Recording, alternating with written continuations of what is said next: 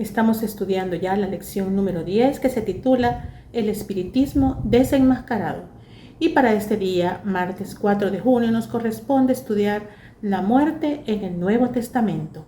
Inclinemos nuestros rostros para orar. Padre bendito que estás en el cielo, te damos gracias, Señor, porque en tu palabra tú nos has dejado todo lo que necesitamos conocer acerca de la muerte para que no seamos engañados por el enemigo. Gracias, Padre bendito, por pensar en nosotros hasta en el más mínimo detalle. Ayúdanos, Señor, a caminar en tu verdad. En Cristo Jesús oramos. Amén. Y quiero invitarlos a que busquemos en nuestras Biblias Juan 11:11 para ver cómo se refiere en el Nuevo Testamento a la muerte. Y dice así: dicho esto, les dijo después: nuestro amigo Lázaro duerme, mas voy para despertarle. Dijeron entonces sus discípulos: Señor, si duerme, sanará. Pero Jesús decía esto de la muerte de Lázaro, y ellos pensaron que hablaba del reposar del sueño. Entonces Jesús le dijo claramente: Lázaro ha muerto. Y Marta dijo a Jesús: Señor, si hubieses estado aquí, mi hermano no habría muerto. Mas también sé ahora que todo lo que pidas a Dios, Dios te lo da. Jesús le dijo: tu hermano resucitará. Marta le dijo: yo sé que resucitará en la resurrección en el día postrero. Le dijo Jesús: yo soy la resurrección y la vida. El que cree en mí, aunque esté muerto, vivirá.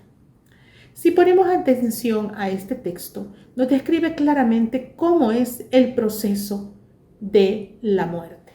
Dice aquí que pasa al sepulcro y que está dormido, esperando que venga el Señor en su segunda venida a resucitarlo. Eso es lo que dice la palabra, pero la voz popular, lo que ha venido de tradición en tradición, dice que cuando alguien muere, su alma va directamente al cielo, pero eso no es lo que dice la palabra de Dios. Sigamos leyendo más textos. Primera de Tesalonicenses 4, 15 al 17 nos dice: por lo cual os decimos esto en la palabra del Señor, que nosotros que vivimos, que habremos quedado hasta la venida del Señor, no precederemos a los que durmieron. Porque el Señor mismo, con voz de mando, con voz de arcángel y con voz de trompeta, descenderá del cielo, y los muertos en Cristo resucitarán primero. Luego nosotros, los que vivimos, los que hayamos quedado, seremos arrebatados juntamente con ellos en las nubes para recibir al Señor en el aire, y así estaremos para siempre con el Señor. Vean cómo este texto complementa el que ya leímos. No es que cuando alguien muere directamente va al cielo, no, queda en espera de esa voz cuando Cristo venga y los llame de sus tumbas. Y va a ser en el mismo momento en el que también los que estemos vivos en ese momento vamos a ser arrebatados. Y dice, primero van a resucitar los muertos y luego los que estemos vivos seremos arrebatados y ambos grupos seremos transformados para que podamos vivir con el Señor en el cielo. Y nos dice la pregunta de este día: ¿cómo se compara la descripción de la muerte que hacen los autores del Nuevo Testamento con los del Antiguo Testamento? Y quiero leerles un par de textos del Antiguo Testamento que se estudiaron el día de ayer. Por ejemplo, Salmo 6:5 dice: porque en la muerte no hay memoria de ti. En el Seol, ¿quién te alabará? Refiriéndose aquí al Seol como al sepulcro. Y que cuando alguien muere ya no hay memoria. No, su memoria es puesta en el olvido y ya no puede tener comunicación con los vivos. Tengamos cuidado con eso, porque también las mentiras del enemigo quieren hacernos creer que podemos comunicarnos con los muertos, pero la palabra de Dios dice que eso no es posible. Primera de Reyes 2:10 dice: y durmió David con sus padres y fue sepultado en su ciudad. Vean cómo aquí también dormir se refiere a morir. Primera de Reyes 11:43: y durmió Salomón con sus padres y fue sepultado en la ciudad con su padre David, y reinó en su lugar Roboam su hijo. Nuevamente refiriéndose a la muerte como un sueño. El Antiguo Testamento, pues, nos enseña lo mismo que ya se dice en el Nuevo Testamento. y se utiliza como un simbolismo el sueño con la muerte.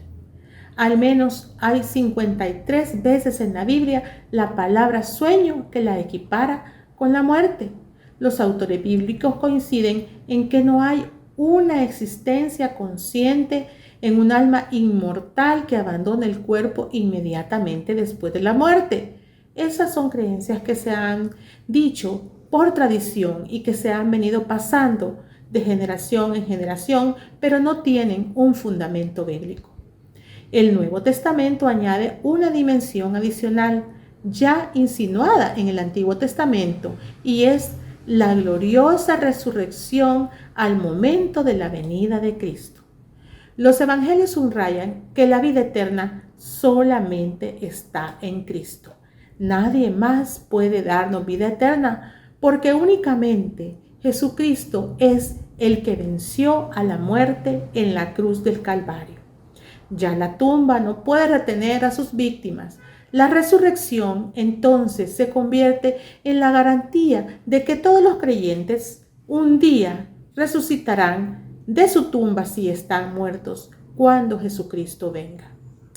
Fijémonos bien en las palabras de Pablo. Dice en 1 Corintios 15 del 16 al 18, porque si los muertos no resucitan, tampoco Cristo resucitó. Y si Cristo no resucitó, la fe de ustedes es vana y aún están en sus pecados. Hablándoles a la iglesia de Tesalónica. Entonces también los que durmieron en Cristo estarían perdidos. Hermanos, como cristianos, nosotros creemos que Jesús vino a morir por nuestros pecados, a pagar por algo que Él no debía, sino que nosotros lo debíamos. Pero Él en su gran amor y misericordia vino a morir para que nosotros fuéramos salvos. Pero la muerte de Cristo es una parte del plan de salvación.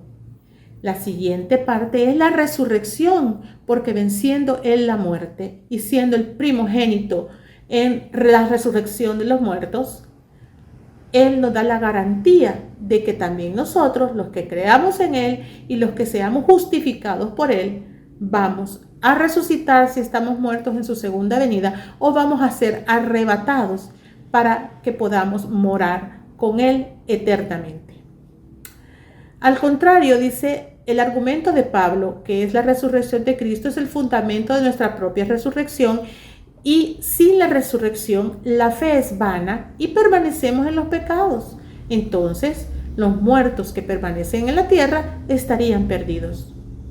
Estos versículos se encajan perfectamente con otros textos bíblicos sobre la esperanza que tenemos en la resurrección al momento de la venida de Jesús, cuando dice en 1 de Pedro 1:4, recibiremos la herencia que nunca puede perecer, ni contaminarse, ni marchitarse, reservada en el cielo para ustedes.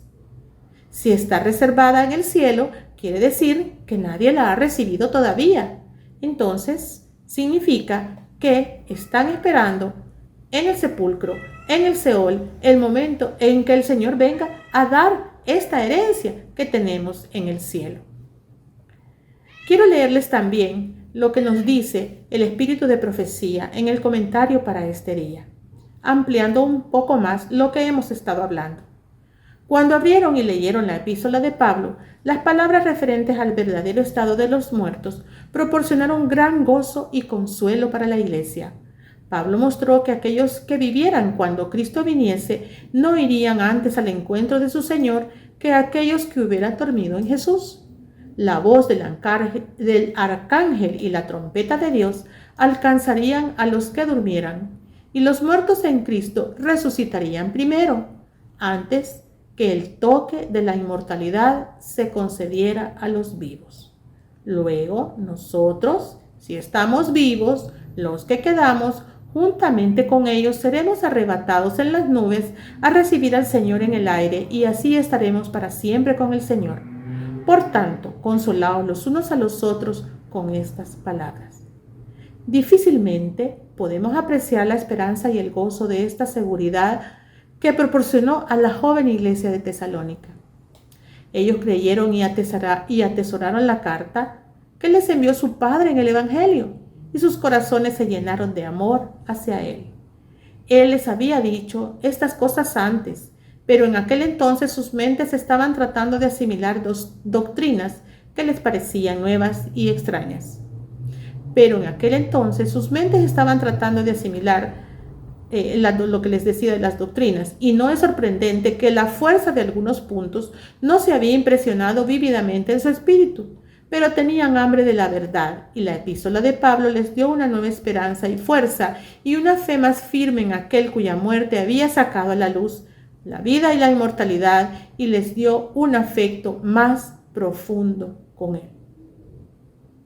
Dios traerá con él a los que durmieron en Jesús, escribió Pablo. Muchos interpretan este pasaje como si significara que los que duermen serán traídos a Cristo desde el cielo. Pero según Pablo, como Cristo se levantó de los muertos, así Dios traerá de sus tumbas a los santos que durmieron. Vean cómo nuevamente refuerza de que no es que muriendo va al cielo o al infierno. Eso no lo describe la palabra. Dice que esperan en el sepulcro a la segunda venida del Señor, tanto los que serán salvos como los que irán a condenación. Y dice, Dios traerá de sus tumbas a los santos que durmieron y los llevará con él al cielo. La verdad es que esto nos da un gran consuelo, nos da una gran esperanza, no solo como le dio a la iglesia de Tesalónica, sino para todos nosotros los cristianos, donde quiera que estemos, tenemos esa bendita esperanza de la resurrección, o que el Señor vendrá por nosotros en su segunda venida para que juntos moremos con Él. Bendecido martes.